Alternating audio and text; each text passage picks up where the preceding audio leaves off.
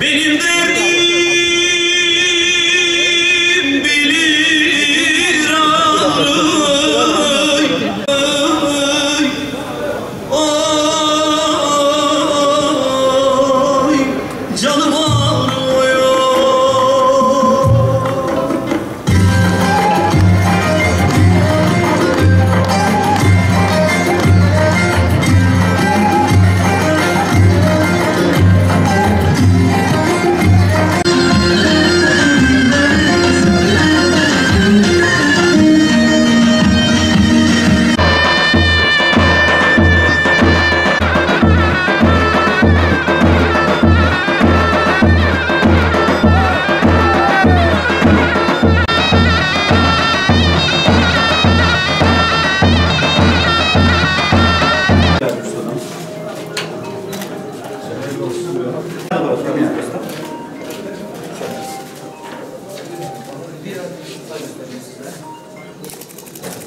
Bağlantılarını da adam aldıran Türkçe'de yazıyor.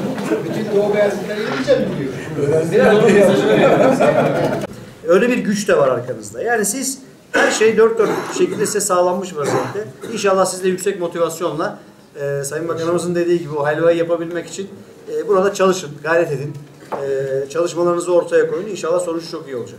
Bugün açılışını yapacağımız bu tesis, bu okul bir yandan eğitim alanında önemli bir eksikliği kapatıp önemli bir kamu hizmeti sağlayacak.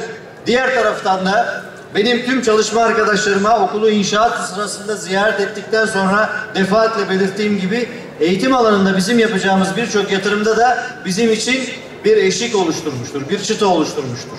Burada siz Doğu Beyazıtlı hemşehrilerimizin özellikle ülkemizin ve dünyanın geri kalan bölgelerinde çok muvaffak, çok başarılı olan hemşehrilerimizin memleketlerini unutmamaları, buraya sahip çıkmaları, bu sahip çıkmayı sürdürmeleri çok büyük önem taşıyor. Takdir edersiniz ki okullarımız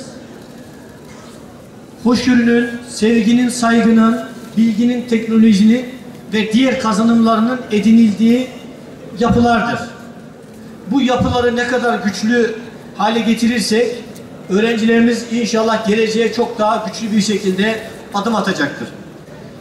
Şu anda açılışını gerçekleştireceğimiz Ömer Çokgün Fen Lisesi 20 derslikli konferans salonu olan, spor salonu olan, 4 tane laboratuvarı olan ve kız ve erkek pansiyonundan oluşmaktadır.